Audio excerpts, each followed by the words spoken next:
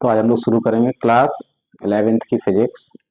उसमें देखो पहला जो चैप्टर है भौतिक जगत है और दूसरा जो है वो है मात्रक तथा मापन। तो भौतिक जगत में तो ऐसा कुछ खास बहुत ज़्यादा नहीं है, पर हम लोग शुरू करेंगे मात्रक तथा मापन से कि क्या होते हैं मात्रक और क्या है मापन। ठीक, तो ये काफ़ी इम्पोर्टेंट है, इससे आगे आपको समझ में आएगा मात्रक तथा मापन। इसमें सारे यूनिट्स के बारे में समझाया जाएगा, मूल राशि समझाई जाएंगी क्या होती हैं, मूल मात्रक क्या होते हैं, व्युत्पन्न राशियां क्या होती हैं, व्युत्पन्न मात्रक क्या होते हैं, क्योंकि इसकी सहायता से ही आप आगे की फिजिक्स जो भी है वो समझ पाएंगे कि कब किस भौतिक राशि को किस मात्रक में बदल देना है, उसके मात्रक कैसे चेंज करने हैं आपस में, क्या प्रणालियां हैं मात्रकों की। ठीक, तो इसमें सबसे पहले हम लोग जानते हैं कि मात्रक क्या होता है। मात्रक यूनिट कहते हैं ना, मात्रक को क्या कहते हैं, यूनिट कहते हैं। कोई बताया क्या होता है मात्रक? मात्रक होता है जिसमें वह भौतिक राशि क्या की जाती है, मापी जाती है? जिसमें कोई भौतिक राशि मापी जाती है, इसमें कोई भौतिक राशि क्या की जाती है, मापी जाती है, उसे हम क्या कहते हैं, मात्रक कहते हैं। तो जब भी कोई पूछेगा कि मात्रक क्या है, जैसे लंबाई किसमें नापी जाती है, मीटर में नापी जाती है, तो लंबाई का मात्रक क्या है, मीटर है। ठीक, और लंबाई का मात्रक, दूरी का मात्रक, चाल का मात्रक, चाल किसमें नापी जाती है, मीटर पर सेकंड में या किलोमीटर प्रति घंटा में, तो उसका मात्रक मीटर पर सेकंड या किलोमीटर प्रति घंटा है। द्रव्यमान किलोग्राम में नापा जाता है। ठीक, तो इसी प्रकार मात्रक वो होते हैं जिसमें कोई भौतिक राशि क्या की जाती है, मापी जाती है। अब बात आती है आंकिक मान क्या होता है। आंकिक मान उसको कहते हैं हम लोग न्यूमेरिकल वैल्यू। क्या कहते हैं, न्यूमेरिकल वैल्यू। ये बिल्कुल देखो स्टार्टिंग है, इसको आप सुन लेंगे तो आप आगे की जो भी फिजिक्स है, जो भी आप आगे पढ़ाएंगे वो आपको बहुत आसानी से समझ में आ जाएगी। ठीक, न्यूमेरिकल वैल्यू क्या होती है, किसी भौतिक राशि का जो परिमाण होता है, क्या, किसी भौतिक राशि का, किसी भौतिक राशि का परिमाण, किसी भौतिक राशि का परिमाण उसका आंकिक मान होता है, यह आंकिक मान कहलाता है। ठीक, किसी भौतिक राशि का जो परिमाण होता है वो उसका क्या कहलाता है, वह उसका आंकिक मान कहलाता है। ठीक, तो मात्रक क्या होता है, आंकिक मान क्या होता है, आप समझ गए होंगे। ठीक है, अब हम लोग देखते हैं इसके बाद मूल राशि कौन कौन सी होती हैं। तो पता होगा मूल राशि कौन कौन सी हैं। मूल राशियां यहाँ से स्टार्ट होगा, बिल्कुल ये बेसिक है, बिल्कुल इससे पहले मान के लिए कुछ भी नहीं है। मूल राशियां अगर आप सीख जाएंगे मूल राशियां से, तो फिर आप व्युत्पन्न राशियां आसानी से निकालना सीख जाएंगे। ठीक है, तो मूल राशि कौन कौन सी होती हैं, तो मूल राशियां होती हैं जैसे लंबाई 7 होती है कुल, दूसरी क्या होती है, द्रव्यमान, तीसरा समय, फिर चौथा विद्युत धारा, विद्युत धारा, फिर क्या आता है, ज्योति तीव्रता, ज्योति तीव्रता, ठीक, ताप, फिर लास्ट पदार्थ की मात्रा, पदार्थ की मात्रा।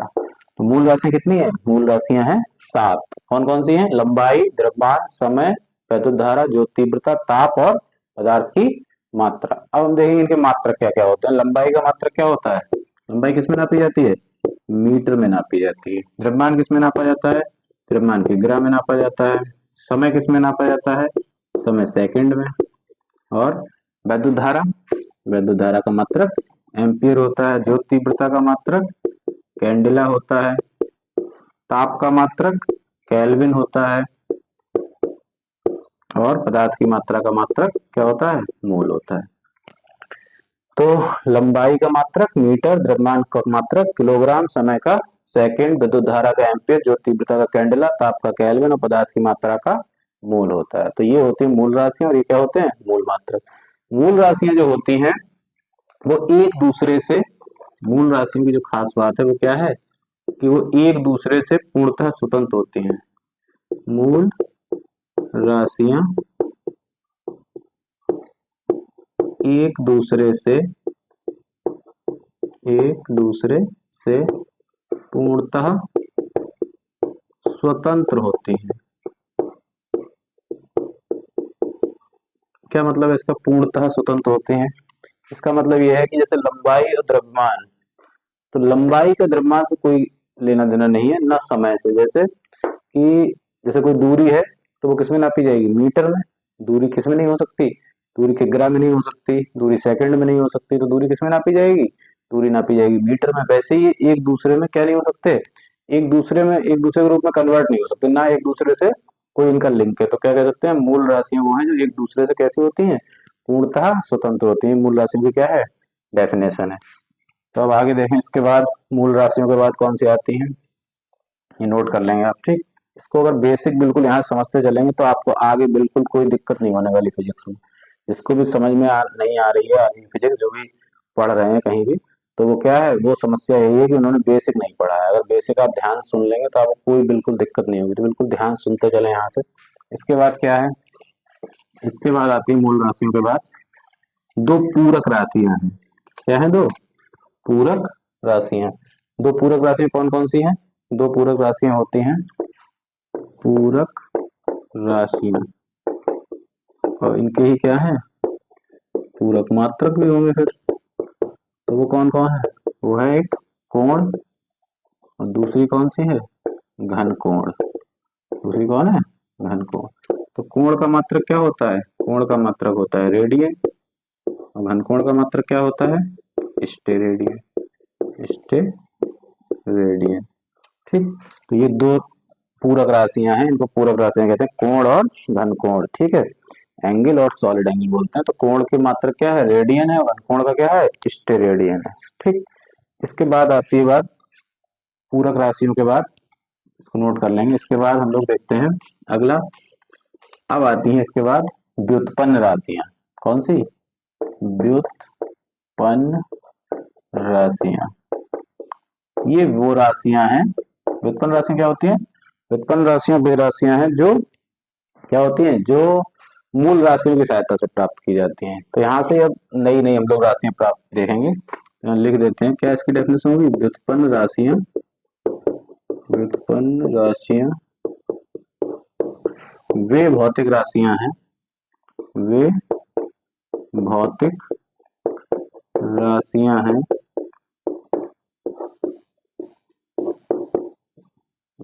जो मूल राशियों की सहायता से प्राप्त की जाती हैं। मूल राशियों की सहायता से प्राप्त की जाती हैं। व्युत्पन्न राशियां कौन होती हैं? वे भौतिक राशियां जो मूल राशियों की सहायता से प्राप्त की जाती हैं, व्युत्पन्न राशियां कहलाती हैं। इनके मात्रक व्युत्पन्न मात्रक कहलाएंगे। अब कौन कौन सी व्युत्पन्न राशियां हैं तो निकाल के देखते हैं हम लोग, कौन किससे व्युत्पन्न होकर बनी है ये देखते हैं, ठीक है। तो इसमें देखो, पहले काफी सिंपल है, इनके मात्रक भी लिखते रहेंगे। व्युत्पन्न राशियां, ये आप निकालना सीख जाएंगे तो बीमा वाले पार्ट में बहुत आराम रहेगा आपको। व्युत्पन्न मात्रक क्या होती है? व्युत्पन्न राशियां जैसे क्षेत्रफल। क्षेत्रफल क्या फार्मूला होता है क्षेत्रफल का? लंबाई गुणा चौड़ाई। क्या सूत्र होता है? लंबाई गुणा चौड़ाई। तो लंबाई मूल राशि है, उसकी सहायता से कौन प्राप्त हो रही है? हमें क्षेत्रफल, एक नई राशि प्राप्त हो रही है। तो क्षेत्रफल क्या हो गई? क्षेत्रफल हो गई व्युत्पन्न राशि। तो लंबाई का मात्रक क्या होता है? मीटर। तो चौड़ाई भी किसमें नापी जाएगी? मीटर में। तो मिलके क्या हो जाएंगी ये? या तो आप वर्ग मीटर कह सकते हैं इसको, या मीटर स्क्वायर बोल सकते हैं। क्या बोल सकते हैं? Metre square. दूसरा देखें, क्षेत्रफल के बाद बात करते हैं आयतन की। आयतन क्या होता है? आयतन होता है लंबाई गुणा चौड़ाई गुणा ऊंचाई। ये क्या है? लंबाई से फिर प्राप्त हो रहा है, लंबाई चौड़ाई ऊंचाई जाए तो ये भी लंबाई का मात्रक metre into metre into metre, फिर मिलके क्या हो जाएगा घन मीटर या मीटर की घात 3, मीटर की घात 3। फिर अगला क्या आता है इसके बाद हम लोग निकालते हैं चाल। चाल का फार्मूला क्या होता है, चाल होती है दूरी बटे समय। एकांक समय में तय की गई दूरी को चाल कहते हैं। क्या एकांक समय में तय की गई दूरी को चाल कहते हैं। तो चाल बराबर क्या है दूरी बटे, इसका कैसे मात्रक निकालेंगे, दूरी का मात्रक क्या होगा बताओ मीटर, और समय का क्या होगा सेकंड, तो मात्रक क्या बन गया मीटर प्रति सेकंड। अगला आता है चाल के बाद घनत्व। घनत्व क्या होता है फार्मूला, ये बहुत इंपॉर्टेंट है, इसका आगे बहुत यूज पड़ने वाला है। घनत्व क्या होता है बताओ, घनत्व होता है द्रव्यमान बटे आयतन, द्रव्यमान बटे आयतन। तो क्या हो जाएगा द्रव्यमान का मात्रक किलोग्राम और आयतन का अभी हम लोगों ने निकाला क्या मीटर की घात 3 या मीटर क्यूब, तो क्या हो गया मात्रक किग्रा प्रति मीटर क्यूब। ये किसका मात्रक हो गया, ये हो गया है घन का। ठीक, इसके बाद देखते हैं अगली भौतिक राशि, अगला निकाल लेते हैं हम लोग त्वरण। त्वरण क्या होता है, त्वरण का फार्मूला होता है, इस सूत्र याद करते चलेंगे, बहुत इंपॉर्टेंट है, याद होनी चाहिए है बच्चों, वेग परिवर्तन बटे समयांतराल। तो क्या होगा,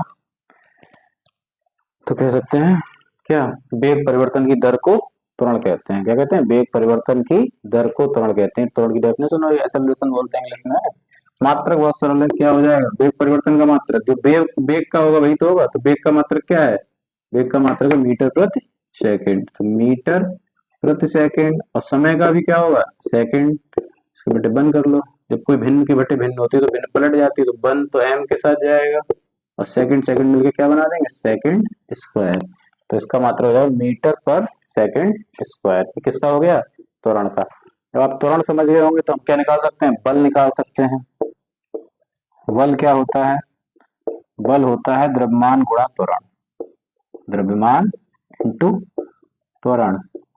तो द्रव्यमान का मात्रक बताइए क्या होगा किग्रा, त्वरण का क्या होता है, त्वरण का होता है मीटर अभी निकाला ऊपर पर सेकंड स्क्वायर, तो मात्रक बन गया किग्रा मीटर पर सेकंड स्क्वायर। पर बल का जो नॉर्मली हम हर समय यूज करते हैं वो मात्रक क्या है न्यूटन, बल के जो खोज करता है वो कौन है न्यूटन है, इसीलिए क्या है बल का मात्रक उन्हीं के नाम पे दिया गया क्या न्यूटन, जो सर आइजैक न्यूटन है उनके नाम पे दिया गया क्या न्यूटन।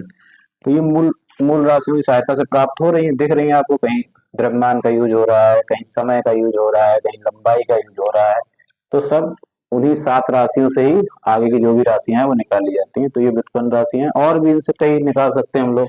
ये बल बहुत इंपॉर्टेंट है, बल को याद कर लेंगे, बल का फार्मूला द्रव्यमान गुणा त्वरण, विमा में बहुत यूज आता है इसका।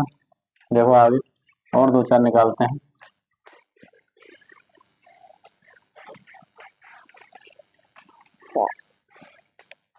अगली देखो जैसे दाब, दाब का फार्मूला क्या होता है, दाब को पी से लिखते हैं, पी फॉर प्रेशर, क्या होता है बल बटे क्षेत्रफल, बल बटे क्षेत्रफल क्या होता है, ये दाब का सूत्र है बल बटे क्षेत्रफल, पी बराबर एफ बटे ए बोलते हैं, बल को एफ से रिप्रेजेंट करते हैं, एफ फॉर फोर्स और ए फॉर एरिया।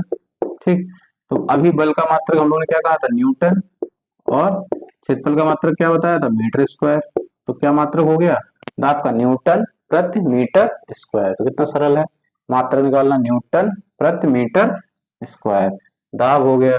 और 1-2 राशियां देख लो, जैसे कार्य, कार्य कार्य का सूत्र क्या होता है बल गुणा बल की दिशा में विस्थापन, बल की दिशा में विस्थापन, की दिशा में विस्थापन, सरल है। बल का मात्रक क्या है बताओ न्यूटन, और विस्थापन एक प्रकार की दूरी है, तो क्या हो जाएगा न्यूटन इंटू मीटर। दो बिंदुओं के बीच की न्यूनतम दूरी को क्या कहते हैं विस्थापन कहते हैं, तो विस्थापन है तो एक प्रकार की दूरी, मात्रक तो मीटर ही होगा, न्यूटन इंटू पर फिर वही बात, इसके खोजकर्ता कौन जूल है, तो उनके नाम पर दिया गया इसका मात्रक, कार्य का मात्रक क्या होता है जूल होता है। ठीक, तो ये भौतिक राशियां हैं आपने देखी जो किसकी सहायता से प्राप्त हुई हैं? जो मूल राशियों की सहायता से प्राप्त हुई है, तो इसको क्या कह रहे हैं? व्युत्पन्न राशियां कह रहे हैं। ठीक, इसके बाद हम देखते हैं कि प्रणाली कौन कौन सी है किसकी, जो मात्रकों की प्रणालियां कौन कौन सी हैं, देखें।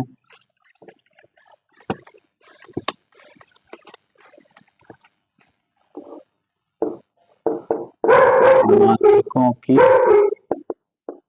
प्रणाली, मात्रकों की प्रणालियां क्या क्या है? नंबर 1 पहली है मीटर, किलोग्राम, सेकंड। तो इसको हम लोग कहते हैं generally MKS, metre, kilogram, second, MKS system, MKS system. तो इसमें ज्यादा जानने की जरूरत नहीं है। मीटर, किलोग्राम, सेकंड, इसमें क्या है? इसमें यह है कि जो दूरी है मीटर में नापी जाएगी, ठीक, द्रव्यमान किग्रा में नापा जाएगा और समय जो है वो सेकंड में नापा जाएगा। ठीक, इसी प्रकार दूसरी होती है C, सेंटीमीटर, सेंटीमीटर, फिर ग्राम, सेकंड पद्धति, इसको हम लोग CGS बोलते हैं। क्या बोलते हैं? CGS system. इसमें जो दूरी है वो सेंटीमीटर में नापी जाएगी, द्रव्यमान ग्राम में नापा जाएगा और समय सेकंड में नापा जाएगा। फिर आती है अगली एक और, जिसको बोलते हैं foot pound second, foot pound second. ये क्या होता है? इसको FPS बोलते हैं। ये जनरली बहुत यूज नहीं होती है FPS सिस्टम, इसको बोलते हैं foot pound second, FPS system. फिर आती है इसके बाद SI, इंटरनेशनल सिस्टम। ये क्या है? अंतरराष्ट्रीय प्रणाली इसको कहते हैं। MKS के समतुल्य है अंतरराष्ट्रीय प्रणाली, ये MKS के ही समतुल्य है। तो ये 3-4 पद्धतियां हैं, मात्रकों की प्रणालियां हैं। तो इनमें ये जो दिए गए हैं उसी आधार पर दूरी होगी तो सेंटीमीटर में होगी, इसमें दूरी फुट में होगी, द्रव्यमान पाउंड में होगा, समय सेकंड में होगा। ठीक, तो ये क्या है? मात्रकों की प्रणालियां हैं। इसके बाद देखो क्या है, इसके बाद हम लोग कुछ समझ लेते हैं कुछ चीजों के जो आपस में चेंज करने होते हैं, जैसे मात्रक बदलने होते हैं, उन्हें कैसे बदला जाता है। जैसे बहुत जरूरी है, न्यूमेरिकल में बहुत काम आने वाला है। जैसे सेंटीमीटर से मीटर में जाना हो तो 10 की घात -2 की गुणा करेंगे। कितने गुणा करेंगे? 10 की घात -2 की। mm मिलीमीटर से मीटर में जाना हो तो 10 की घात -3 की गुणा करेंगे। ठीक है, इसी प्रकार माइक्रो, माइक्रो 10 की घात -6 की गुणा कर देंगे तो माइक्रो चेंज हो जाएगा। ठीक, तो माइक्रो में कितना? 10 की घात -6, mm में -3। फिर नैनो, नैनो में क्या होता है? 10 की घात -9 होता है। ठीक, नैनो में 10 की घात -9। पिको, पिको का मतलब क्या होता है? पिको का मतलब 10 की घात -12 होता है। ठीक, इसी प्रकार से और देखें, पिको हो गया है। और जैसे द्रव्यमान में द्रव्यमान में समझ लें, सिंपल है, जैसे ग्राम से किलोग्राम में जाना है तो 10 की घात -3 की गुणा कर दें। ठीक, ग्राम से हो गया। और किलोग्राम का तो है ही, सिंपल है, किलोग्राम से तो बदलने क्या है। ठीक, इसके बाद और देख लेते हैं कि डेसी क्या होता है। डेसी, डेका पता होंगे, डेका 10 की घात 1 होता है, डेसी 10 की घात -1 होता है। ठीक, मिलीग्राम हो जाए तो मिलीग्राम, मिलीग्राम तो कितना कर देंगे? तो मिली के लिए 10 की घात -3 और ग्राम के लिए 10 की घात -3, तो मिलकर 10 की घात -6 हो जाएगा। कितना हो जाएगा? 10 की घात -6। तो ये मात्रा के कुछ जो बदले गए हैं। ठीक है, बदलने के लिए बहुत जरूरत पड़ती है इनकी सवालों में बार बार। तो ये मात्रकों के लिए हो गया।